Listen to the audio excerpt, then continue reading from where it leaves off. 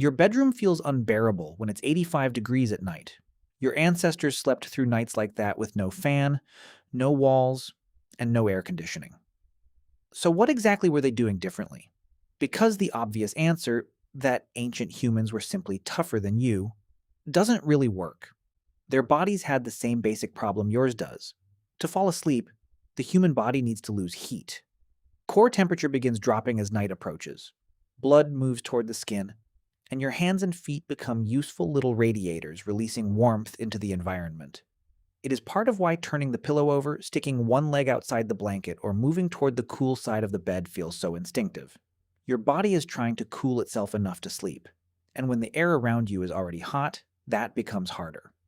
Now remove the fan, remove the cold shower, remove the refrigerator, remove the sealed bedroom. Put yourself somewhere in a hot landscape thousands of years ago after an entire day beneath the sun. The soil has been heating since morning. Rocks have absorbed that heat. The air is still warm even though the sun has disappeared. You cannot make the night colder. So ancient humans did something more useful. They changed when they slept.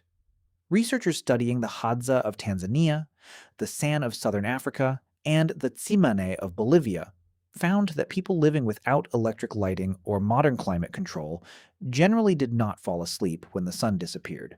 They stayed awake for hours afterward. That seems strange until you stop thinking about darkness and start thinking about temperature. Sunset does not instantly cool a landscape. The ground, rocks, trees, and everything else that absorbed sunlight all day continue releasing that heat after the sun goes down. So darkness can arrive while the environment is still a terrible place for your body to lose heat. Waiting changes the problem. As the night progresses, the air begins cooling, the ground begins cooling, and your body finally has somewhere to send some of its own warmth. Across those groups, sleep tended to begin during the falling temperature portion of the night. The important signal was not simply darkness, it was the drop. Ancient humans did not need a clock to tell them when conditions were becoming better for sleep. The environment was the clock. Think about how different that is from the way you probably live now. You may decide that 11 o'clock is bedtime because tomorrow begins at 6:30. It does not matter whether the room is still hot. It does not matter whether your body feels ready. The number arrives, so you lie down and expect sleep to happen. Ancient humans could not force the environment to obey a schedule. Their schedule had to obey the environment. And that flexibility started long before nighttime. During the hottest part of the day, movement creates another problem. Walking, carrying, digging, hunting, gathering, all of it creates heat inside your body at the exact moment the environment is making that heat hardest to lose. So one of the simplest responses to extreme daytime heat is also one of the oldest. Do less, find shade. Move the hardest work toward cooler hours. Let the worst part of the afternoon pass. That does not mean every ancient human took a formal siesta. There was no universal prehistoric timetable. Human groups lived in different climates, seasons, and landscapes. But when your life is not controlled by a 9 to 5 clock, activity can move. If midday is brutally hot, you slow down. When the air improves, you move again. The day bends around the temperature. Then the night does too. That solves the first part of the problem. Wait for cooler conditions. But eventually you still have to lie down. And now the problem moves underneath you. Imagine a patch of exposed rock after 12 hours beneath the sun. Sunset arrives. The air begins cooling. But that rock is still holding the afternoon. Lie directly against it, and your body is trying to dump heat while pressed against a surface that is still giving heat back. So where you sleep becomes almost as important as when. One patch of ground spent the afternoon in shade. Another sat under direct sun. One side of a shelter catches moving air. Another traps it. One position sits beside a large rock radiating stored heat. Another opens toward the evening breeze. To you, those differences may seem minor because your bedroom has already made most of those decisions. The bed stays in one place. The walls stay in one place. The roof stays in one place. Temperature gets controlled separately. For ancient humans, the landscape itself was part of the sleeping technology. You did not simply lie down wherever darkness found you. You learned which places cooled first. And eventually, humans started changing those places. At Border Cave in South Africa, archaeologists have found evidence of plant bedding going back roughly 200,000 years. People gathered grasses and carried them into the shelter, creating prepared surfaces where they could sit, work, and sleep. That does not mean they invented bedding specifically because they were too hot, but it shows something important. Humans were already refusing to accept the sleeping surface exactly as nature provided it. They were engineering it. A layer of dry plant material separates your body from bare earth or rock. It creates pockets of air. It changes your contact with a surface that might be hot, cold, damp, or hard. The prehistoric bed was not a mattress. It was a piece of landscape deliberately redesigned beneath the body. And that helped solve one problem. Then immediately created another. Because anything comfortable enough for a human to sleep in can become comfortable for something else. Fleas, ticks, other crawling insects. Now imagine finally reaching the cooler part of the night. You waited. You chose the better part of the shelter. You lie down on plant bedding instead of bare ground. And something starts crawling across your leg. The better humans became at creating repeat sleeping places, the more those places had to be maintained. At Border Cave, some of the plant bedding appears to have been placed over layers of ash. Researchers have suggested that the ash may have helped discourage crawling insects. There is also evidence that old bedding was sometimes burned. Then, tens of thousands of years later at Sibudu Cave in South Africa, people were using plant bedding that included aromatic leaves from plants with insect-repelling properties. No one left us an explanation for exactly why each plant was chosen, but the pattern is revealing: bring in fresh material, remove old material, burn what has become dirty. Use ash, choose plants, rebuild. Humans were not simply finding places to sleep. They were maintaining them. And now comes the strangest part of the hot night problem: fire.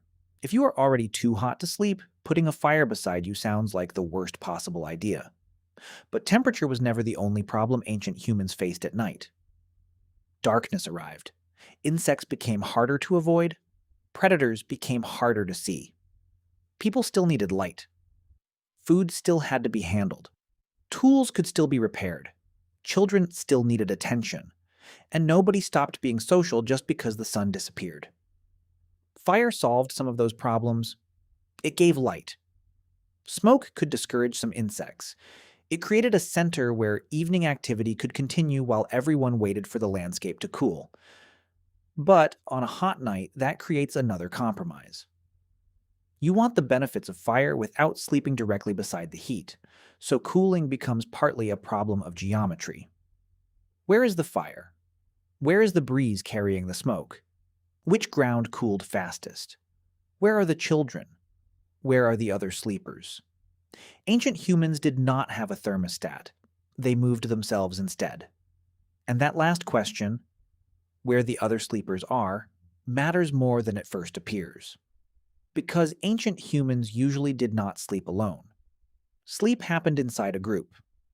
Research among the Hadza has found that people within the same camp tend to fall asleep and wake at different times. Different ages and different natural sleep patterns stagger the night. Someone is still awake. Someone wakes. Someone moves. Someone hears something. Another person becomes alert while someone else moves into deeper sleep. Across an entire group, there can be very little time when everyone is asleep at exactly the same moment. That does not mean prehistoric humans necessarily assigned formal guard shifts every night. They may not have needed to. Different human sleep rhythms can create natural vigilance on their own, and that gives the whole group something extremely useful on a hot night: flexibility. If the first part of the night stays hot, some people can remain awake. If someone rested during the afternoon, they do not have to force themselves to sleep immediately after sunset. If one person wakes during the night, they are not necessarily the only conscious human in camp. The group absorbs some of the uncertainty. Ancient sleep was not an appointment. It was a negotiation. With heat, with light, with insects, with the ground, with other people, with the season. And the season mattered. In the same research on the Hadza, San, and Tsimane, warmer conditions were associated with later sleep onset. When nights stayed warm longer, sleep moved later. When conditions cooled earlier, sleep could move earlier. There was no single perfect ancestral bedtime. The system was flexible because the environment was not. And at this point, the ancient solution sounds almost complete. Wait for the heat to fall. Use shade, choose cooler ground. Prepare the sleeping surface, control insects, use the fire from a distance, sleep inside a group. But all of those strategies depend on one thing. Eventually, the night has to cool. What happens when it doesn't? Imagine a night where the temperature barely falls after sunset. The ground remains warm, the air is still, humidity is high, and sweat forms on your skin without evaporating efficiently. Evaporation is one of the body's most powerful ways of dumping heat, but sweat only cools you when it can leave your skin. When the air is already humid and there is little movement, that process becomes less effective. Now, waiting does not magically solve the problem. The breeze never arrives. The ground stays warm. Your body wants to lower its core temperature, but the environment gives it fewer ways to do it. So, what did ancient humans do then? They changed the sleep itself. If the first part of the night was too hot, sleep could begin later. If heat repeatedly woke you, sleep became more fragmented. The coolest hours before sunrise became more valuable than the hottest hours after sunset. And if a bad night shortened sleep, rest did not have to disappear completely. When the environment allowed it, some could happen later, during shade, during a slower part of the day, or during a cooler following night. The important difference is that ancient humans did not need to force all of their sleep into one fixed window, simply because a clock said the opportunity was closing. When they could not move the temperature, they moved sleep toward whatever cooling the environment actually gave them. That is the real answer. They were not sleeping comfortably through brutal heat because their bodies were tougher than yours. Heat could still delay sleep. Heat could still wake them. Heat could still shorten a night. What they had was a lifestyle capable of bending around that disruption. The hotter the night stayed, the more valuable the coolest available window became. And that is the part modern life has almost completely reversed. Your meeting does not move because your bedroom stayed hot until 2 in the morning. Your commute does not start later because you slept badly. Your alarm does not care what temperature the room reached. Ancient humans could not control when the night cooled, but they had far more control over when they slept. Modern technology solved the problem from the opposite direction. Instead of moving sleep around temperature, we began moving temperature around sleep. Air conditioning can create the drop whenever you want. A fan increases airflow. Insulated walls keep some of the day's heat outside. Your mattress separates you from the ground. Screens and sealed rooms keep insects away. Doors remove most of the need for a camp full of lightly staggered sleepers. We engineered away nearly every problem ancient humans had to work around, and yet the body lying inside that engineered room is still old. Your core temperature still wants to fall before sleep. Your hands and feet still release heat. Moving air still helps. A cooler environment still makes sleep easier. Your body never learned what 11 o'clock means. It understands temperature far better, which brings you back to that bedroom. It is 85 degrees. You have turned the pillow over twice. One leg is outside the blanket. Maybe the fan is pointed directly at you. You are lying there wondering why your body refuses to simply switch off. But your body is not malfunctioning. It is waiting for a signal humans have responded to for thousands of generations. The drop. For your ancestors, that drop did not happen on command. Sometimes it arrived soon after sunset. Sometimes much later, sometimes barely at all. So they moved. They waited. They changed the ground beneath them. They changed where they slept. They changed when they worked. And when the night stayed hot, they changed when sleep itself happened. You have something they never had. A machine that can make the room colder. But they had something modern schedules rarely give you. The freedom to wait. Your ancestors could not control when the night became cool enough to sleep, so they controlled when they slept.